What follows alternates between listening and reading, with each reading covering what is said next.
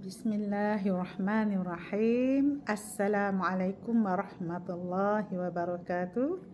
Alhamdulillahi rabbil alamin. Wassalatu wassalamu ala asyrafil anbiya wal mursalin wa ala alihi wa sahbihi ajma'in. Subhanaka la ilma lana illa ma 'allamtana innaka antal alimul hakim. Rabbi shrah li sadri wa yassir li amri wahlul 'uqdatam min lisani yafqahu qawli. La haula wa la quwwata illa billahil 'aliyil 'azim. Alhamdulillah, sama-sama kita memanjatkan kesyukuran kita kepada Allah SWT kerana masih lagi memberi peluang kepada kita untuk bernafas di muka bumi ini, dan insya-Allah dengan nikmat ini kita dapat melakukan sesuatu yang bermanfaat. InsyaAllah bermula hari Jumaat pada minggu ini kita akan mula mentafsirkan ayat-ayat Al-Quran yang terpilih.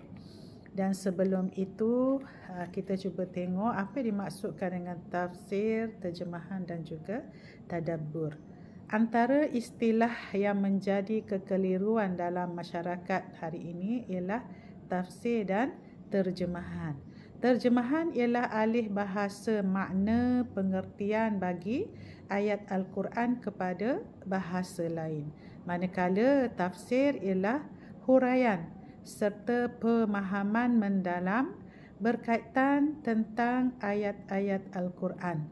Maka sekadar menerangkan makna ayat tidak dinamakan tafsir, sebagaimana yang dilakukan oleh sebahagian daripada kita yang hanya membaca daripada kitab terjemahan Al-Quran.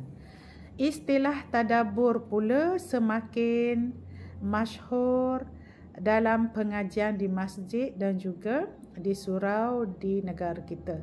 Pengajian tadabbur Al-Quran merujuk kepada memahami makna ayat Al-Quran secara umum dan perkaitannya dengan kehidupan seharian manusia. Biasanya tadabbur Al-Quran tidak membahaskan secara terperinci tentang hukum serta huraian ayat sebagaimana yang dilakukan oleh ulama tafsir. Cukup sekadar mencari aspek perkaitan ayat dengan penerapannya dalam kehidupan manusia. Namun proses tadabbur Al-Quran jika tidak dipandu oleh pengajar yang mempunyai asas ilmu syariah boleh membawa kepada pengertian yang tidak selari dengan kehendak Al-Quran. Oleh itu, setiap daripada kita sebagai pelajar perlu mencari guru serta pembimbing yang diiktiraf dan mempunyai ilmu yang cukup bagi menghuraikan, mentadabbur serta mentafsirkan Al-Quran. Para pengajar pula perlu sentiasa ingat kepada amaran neraka yang diberikan kepada mereka yang mentafsirkan Al-Quran dengan pandangan akal sendiri tanpa berpandukan kaedah syarak yang muktabar.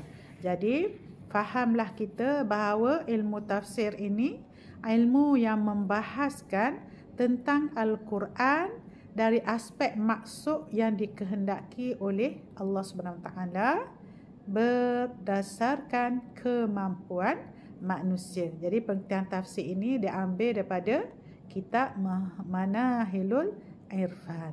InsyaAllah kita akan mulakan pada hari Jumaat akan datang dengan perkembangan ilmu tafsir, dan juga kita akan tafsirkan surah-surah pilihan kita, insya-Allah. Wallahu a'lam.